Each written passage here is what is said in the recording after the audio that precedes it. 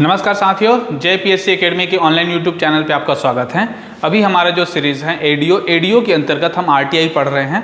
RTI 2005 के ये चौथा पार्ट है। छोटे छोटे वीडियो बने हुए हैं, ठीक है। अभी हम लोग जो पढ़ेंगे आज का, जैसे इससे पहले हमने क्या पढ़ा था, 6-7 वाला जो आर्टिकल है उसको पढ़ा था, ठीक है। आज हम लोग पढ़ेंगे 8 आर्टिकल, उसके बाद पढ़ेंगे 9 और उसके बाद पढ़ेंगे 10।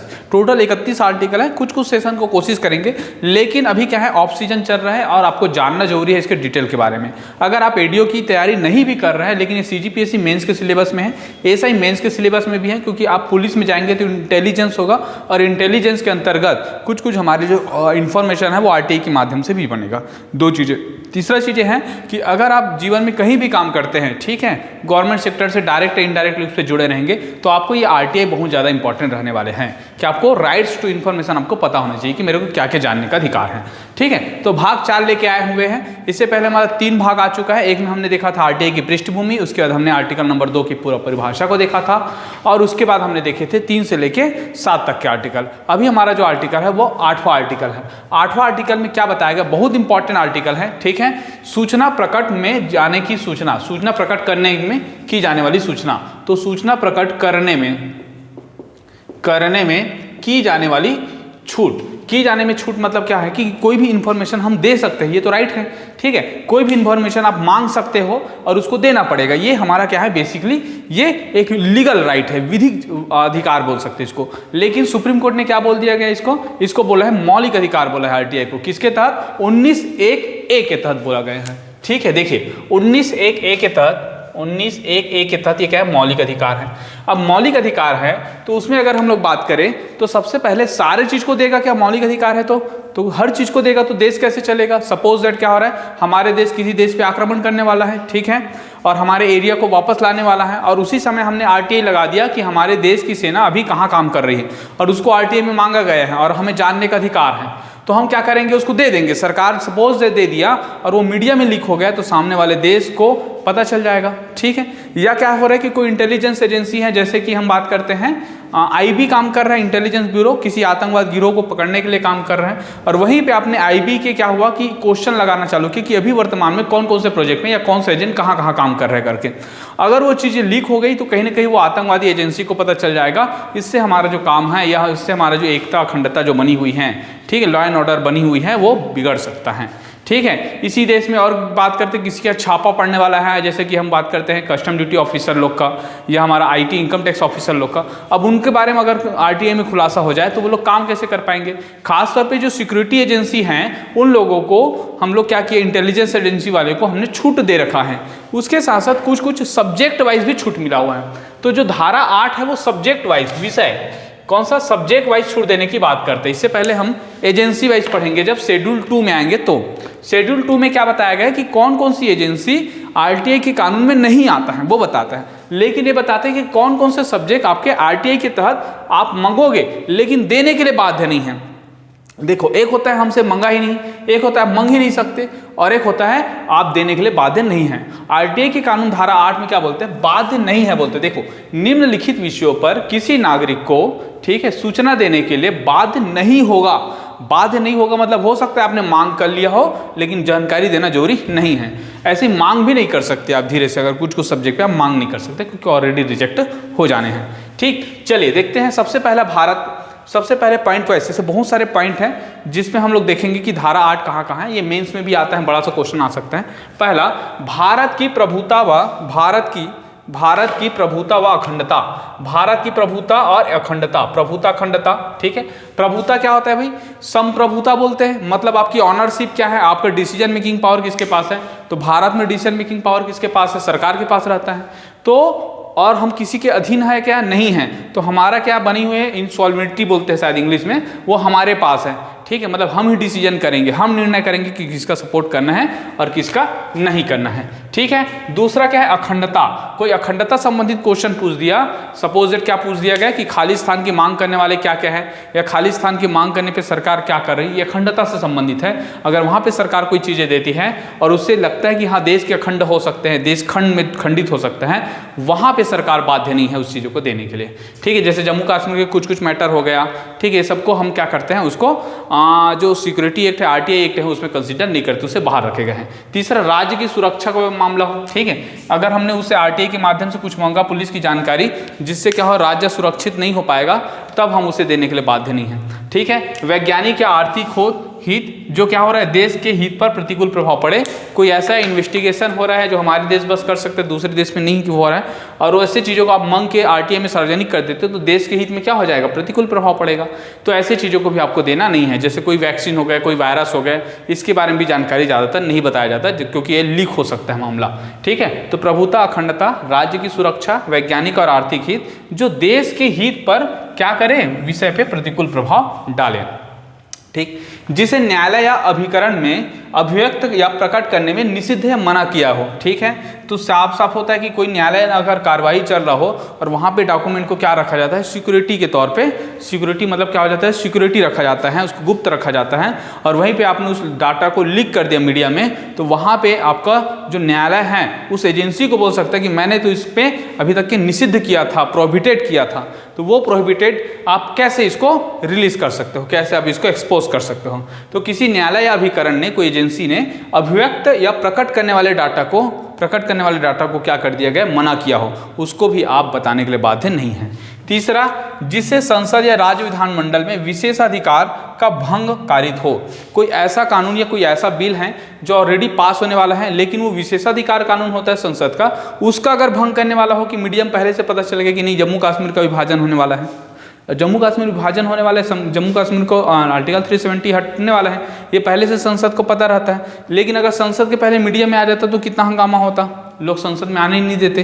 तो ऐसे चीज़ों को भी आरटीआई कानून से बाहर रखा गया है, जिससे संसद या राज्य विधानमंडल के विशेष अधिकारों का भंग क्या हो, कारित होता है।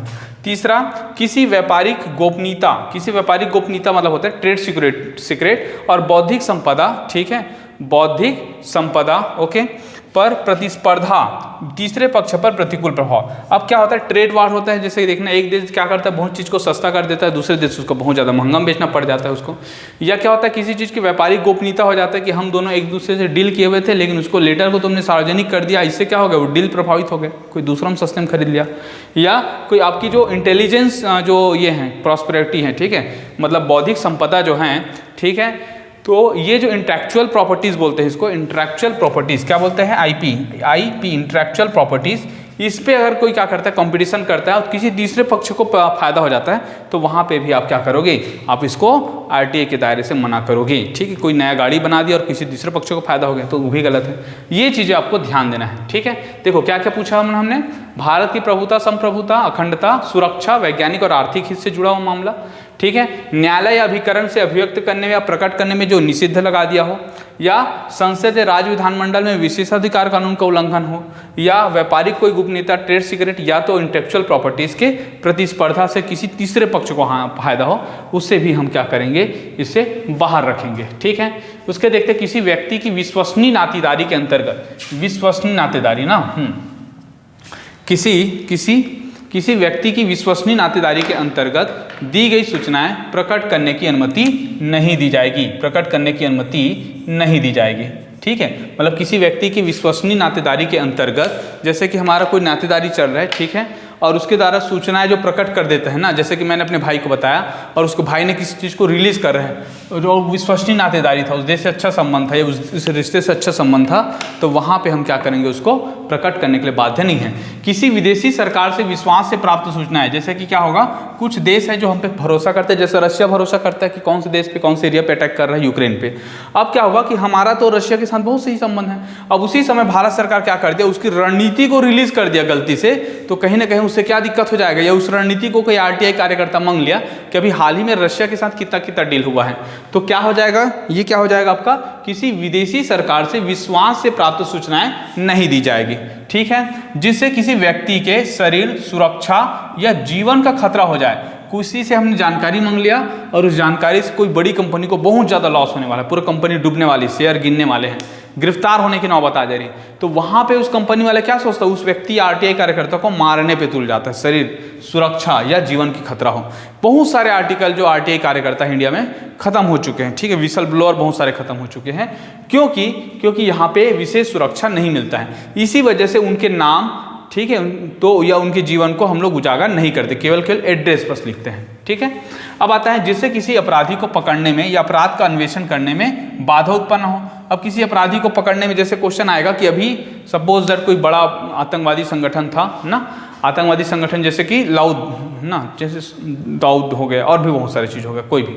अब उस पर क्या हुआ, उसको पकड़ना था, पुलिस ने कार्रवाई कर रहा था कहीं एरिया पे, लेकिन क्या हुआ कि वहाँ पे प्रभावित कर रहा था, लेकिन वहीं पे इन्वेस्टिगेशन करके आरटीआई कार्यकर्ता ने जानकारी मांग लिया और हम बता दें कि नहीं जम्मू कश्मीर में ढूंढ रहे हैं इसको, तो जम्मू कश्मीर से तो भाग जाएगा। तो क्या हो जाएगा, पकड़े जाने में या अपराध का अन्वेषण करने में क्या कर रहे हो, बाधा उत्पन्न कर रहे हैं। ऐसी चीज़ों को भी बताना जरूरी नहीं है। जो मंत्रिमंडल के सचिव व अन्य अधिकारी के विचार विमर्श के अभिलेख सम्मिलित हैं, ठीक है, तो कोई भी सचिव हो गए या अन्य अधिकारी हो गए, उनके जो विचार विमर्श हैं उनको भी बताने के लिए जरूरी नहीं जो अभिलेख में सम्मिलित हो चुका है कि नहीं, इसका पॉइंट ऑफ व्यू नहीं रखना है, ठीक है, क्योंकि नौकरशाही है, ठीक है।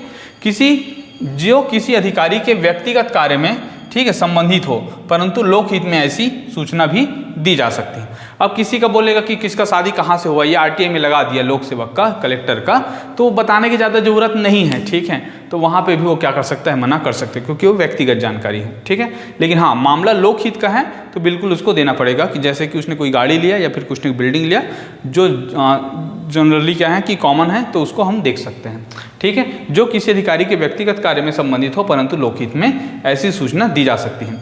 धारा 8 अपने आप में क्या है, पूर्ण है, अर्थात धारा 8 के बाद से कोई भी आर्टिकल आता है उस सब में आरटीआई कार्यकर्ता अपना अपील कर सकते हैं, उसकी जानकारी मांग सकते हैं, ठीक है।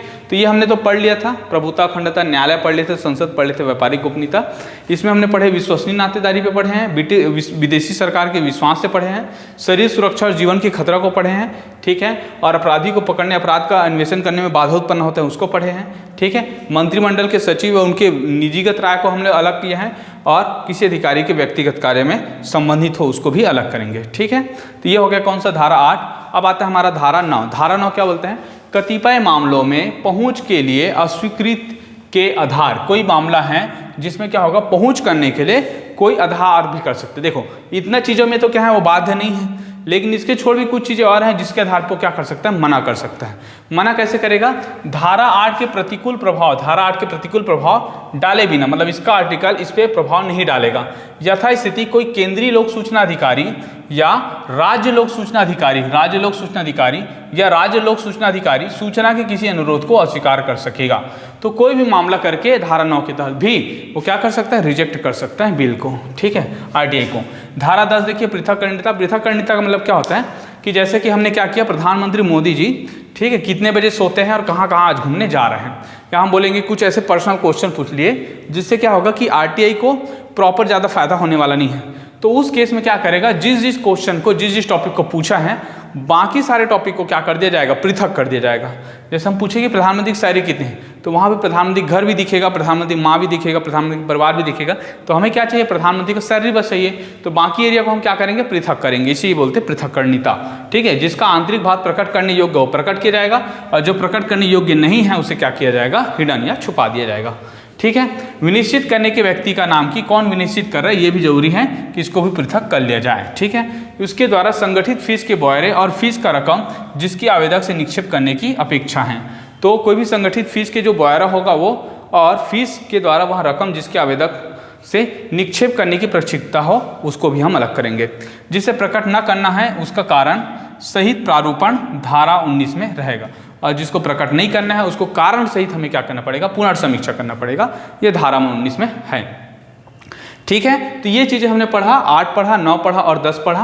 क्या क्या पढ़े, देखो कतिपय मामलों में पहुंच के लिए अस्वीकृत के आधार की कुछ मामलों पे वो क्या कर सकते हैं, प्रतिकूल प्रभाव डाले बिना, मतलब 8 के छोड़ और कुछ मैटर पे भी हम अस्वीकार कर सकते हैं। कौन सा मैटर, जो केंद्रीय लोक सूचना अधिकारी या राज्य लोक सूचना अधिकारी सूचना के किसी अनुरोध को अस्वीकार कर सकते हैं अपने आधार पर, ठीक है। पृथककरणीयता में हमें क्या पढ़ा कि कोई भी भाग होता है, कोई जानकारी पूछते हैं, उसके केवल उसी भाग को प्रकाशित किया जाएगा, उसी भाग को दिया जाएगा जो क्वेश्चन पूछे, बाकी सारे भाग को क्या किया जाएगा, छुपा दिया जाएगा, ठीक है।